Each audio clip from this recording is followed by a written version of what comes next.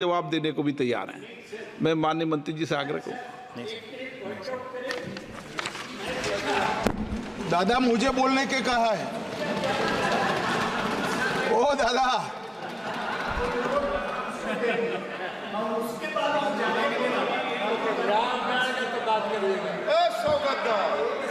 स्वागत बैठ जाइए, प्लीज बैठ जाइए। माननीय गृह मंत्री प्लीज प्लीज प्लीज। मैंने उनको हिंदी में बोलने के लिए कहा दादा, प्लीज प्लीज, और कुछ नहीं कहा है। Please please please please.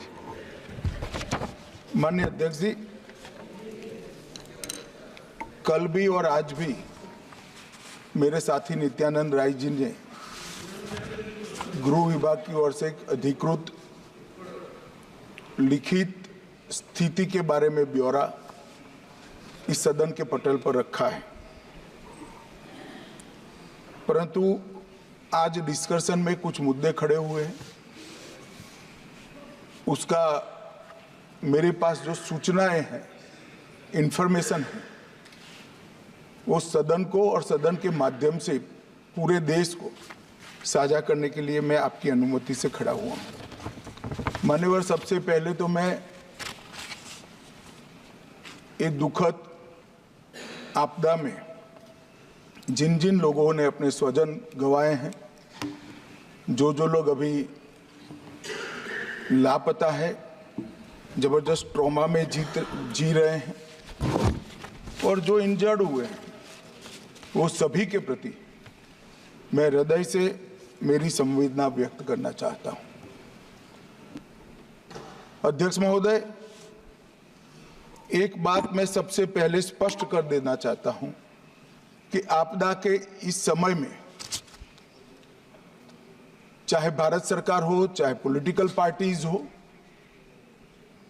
समय है केरल की सरकार और केरल की जनता और विशेषकर वायनाड के लोगों के साथ चट्टान की तरह खड़ा रहने का, और इसमें नरेंद्र मोदी सरकार कटिबद्ध है। और मैं इस सदन के माध्यम से केरल की जनता और वायनाड की जनता से कहना चाहता हूं कि हर संभव मदद और हर संभव प्रयास भारत सरकार की ओर से बचाने के लिए, रिलीफ के लिए और रिहेबिलिटेशन के लिए किया जाएगा। मान्यवर, जब वेणुगोपाल जी ने बात शुरू की तब मेरा राज्यसभा में कोटेशन था, वो यहाँ रखा हूँ। उन्होंने कोट कहा कि मैंने राज्यसभा में ऐसा कहा। फिर उन्होंने कहा अर्ली वार्निंग सिस्टम इस देश में होनी चाहिए। मैं सिर्फ आपके माध्यम से पूरे देश की जनता को बताना चाहता हूँ, इस देश में दुनिया के सबसे आधुनिक अर्ली वार्निंग सिस्टम यहां स्थापित किए गए हैं 2014 के बाद। मान्यवर, दुनिया में बहुत कम देश है जो 7 दिन पहले आपदा का आकलन सार्वजनिक करते हैं, पूर्वानुमान सार्वजनिक करते हैं। भारत वो चंद 4-5 देशों में है जो 7 दिन के पहले पूर्वानुमान साझा करता है। कई सारे देश, ज्यादातर देश, मोर देन 90% देश 3 दिन के पूर्व में ये आकलन को साझा नहीं कर सकते हैं। हम 7 दिन पूर्व 2023 से सारे आकलन देश की जनता और देश की राज्य सरकार के लिए साझा करते हैं। साइक्लोन का भी अर्ली वार्निंग सिस्टम है, कोल्ड वेव का भी है, हीट वेव का भी है, बिजली का भी है, सुनामी का भी है, अर्थक्वेक का भी जितनी पॉसिबिलिटी है उतना है, फ्लड्स का है, भूस्खलन का है। कई प्रकार के अर्ली वार्निंग सिस्टम 323 करोड़ और 2000 करोड़ कुल मिलाकर 2300 करोड़ के खर्चे से देश की जनता की सुरक्षा के लिए एस्टैब्लिश किए गए हैं। फिर बशीर साहब ने कहा तो क्या हुआ? मान्यवर, जब तक हम डिजास्टर मैनेजमेंट का सवाल है और लोगों को बचाने का सवाल है, मैं कह सकता हूं 2014 के पहले इस देश में आपदा का रिस्पॉन्स करने का एक ही तरीका था, एक ही डायमेंशन था, वो बचाव का। मतलब रिलीफ एंड रिहेबिलिटेशन। आपदा आने के बाद सबको मदद करो और पुनर्वसन करो। नरेंद्र मोदी आने के बाद, देश के प्रधानमंत्री बनने के बाद, इसमें बचाव का एंगल हुआ कि एडवांस में ही तैयारी ऐसे करो कि जिससे किसी की जान न जाए और जीरो कैजुअलिटी अप्रोच। मानवर पर्टिकुलर एक किस्से में हमने हर बृहस्पतिवार को हम अगले पखवाड़े का जो पॉसिबल, वो इतना सटीक नहीं होता है मगर पूर्वानुमान देते हैं। 18 जुलाई को ही पूर्वानुमान दिया था कि केरल के पश्चिम तट के क्षेत्र में सामान्य से ज़्यादा वर्षा होगी।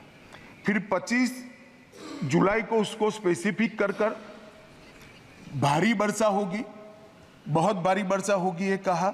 और फिर 23 जुलाई को अति भारी वर्षा होगी, 20 mm से ज़्यादा वर्षा होगी ये भी कहा, और इससे भी ज़्यादा हो सकती है। 23 तारीख को ही एडवांस में क्या किया पूछा गया सदस्यों द्वारा। 23 तारीख को ही हमने 8 NDRF के पूरे दल वहां पर भेज दिए गए। मान्यवर, क्योंकि हमें मालूम था कि 23 तारीख को 30 तारीख के आसपास भूस्खलन होगा या बाढ़ आएगी या बारिश ज़्यादा होगी तो ज़रूरत पड़ सकती है। अब डिजास्टर मैनेजमेंट का हमारे संविधान की स्कीम के तहत 2 हिस्सों में जिम्मेदारी आती है। एक, दुनिया भर की टेक्नोलॉजी को भारत के लोगों के लिए यहाँ लाना, टेक्नोलॉजी का उपयोग करना, टेक्नोलॉजी से सर्जित पूर्वानुमानों का विश्लेषण करना और विश्लेषण कर राज्य सरकारों को और देश की जनता को अलर्ट करना। दूसरा, ये फेडरल स्ट्रक्चर है, राज्य की जिम्मेदारी है कि केंद्र सरकार जो सूचनाएं भेजता है इसके अनुरूप लोगों को समय से पहले ही, आपदा आने के पहले ही वहां से हटाना, उनको सुरक्षित जगह पे ले जाना। और मान्यवर, मैं कई राज्यों ने ऐसा सफलतापूर्वक करा है। एक जमाने में 2000 के जमाने में केरल में साइक्लोन आया, करीब करीब 10,000 लोग मारे गए थे।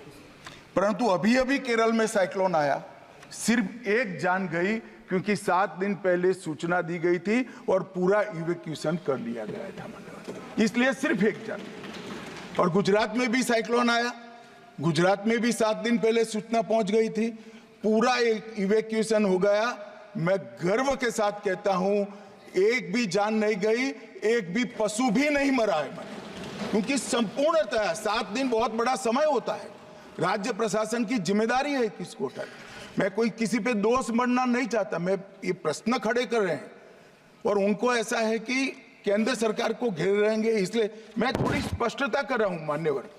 और यहां पर कई रिपोर्टों में, अब माननीय हमारे सदस्य के लिए, बेंगलुरु MP के लिए बहुत बड़ा आक्रोश दे दिया कर दिया गया, मगर ये वास्तविकता है कि IIT दिल्ली का इसी साइट के लिए रिपोर्ट दिया गया है कि यहाँ से जो अनधिकृत लोग रहते हैं उनको किसी भी स्कीम के तहत हटाए जाए। इसके बाद 2020 में भी रिपोर्ट दी गई कि इन लोगों को हटाना चाहिए। ये ज्यादा संभावना वाला बाढ़ की और भूस्खलन की ज्यादा संभावना, मगर नहीं हुआ।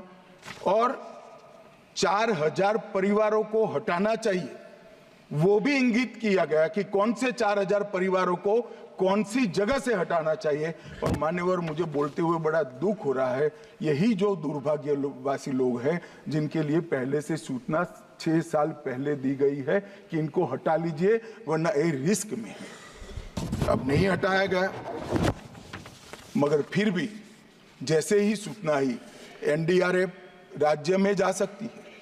NDRF को लगाने का काम कलेक्टर के ऑर्डर से ही होता है। जैसे ही कलेक्टर ने सुबह 4 बजे हमें ग्रीन सिग्नल दिया, हम पहुंचे, लोगों को बचाया। सेना पहुंची, इंडियन एयरफोर्स पहुंचा, हेलीकॉप्टर पहुंचा, हमारी CISF की टुकड़ी एक वहां थी, वहां पहुंचा। सेना ने तत्काल एक कच्चा ब्रिज बनाया, उस पर से 1000 लोगों को बाहर निकाला और सैकड़ों लोगों को बचाने का भी काम हुआ है।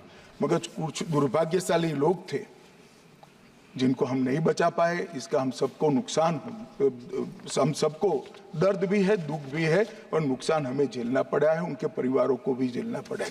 मान्यवर, मेरा एक ही अनुरोध है कि डिजास्टर मैनेजमेंट के मामले में सभी राज्य सरकारें जितनी भी योजनाएं 2014 के बाद बनी है, एक मैं बिल भी लेकर आने वाला हूं, इसी सत्र में लेकर आने वाला हूं, इसमें डिटेल में बताऊंगा। कृपया आप इसका अभ्यास करिए।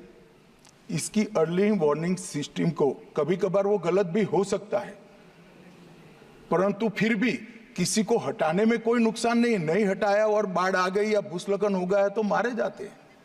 इसको गंभीरता से लेना चाहिए और स्फूर्ति के साथ इसको करना चाहिए। जहां तक स्फूर्ति का सवाल है, भारत सरकार ने बचाव कार्य में कोई कसर नहीं छोड़ी है। हमारा हर वर्टिकल जो बचाव के लिए बना है, हर वर्टिकल आज वहां मौजूद है, दिन रात काम कर रहे हैं। प्रधानमंत्री जी स्वयं कंट्रोल रूम से सीधी जानकारी दे रहे हैं, मेरा कार्यालय और मैं भी ले रहे हैं। नित्यानंद राय जी हर रोज 4 घंटे वहां पर कंट्रोल रूम में खुद मेरे MOS बैठ रहे हैं और इसका मॉनिटरिंग कर रहे हैं। मैं इतना केरल की जनता को जरूर आश्वस्त करना चाहता हूं कि रिलीफ और रिहेबिलिटेशन के लिए हम कोई कसर नहीं छोड़ेंगे। भारत सरकार इस संकट की घड़ी में केरल सरकार के साथ चट्टान की तरह खड़ी।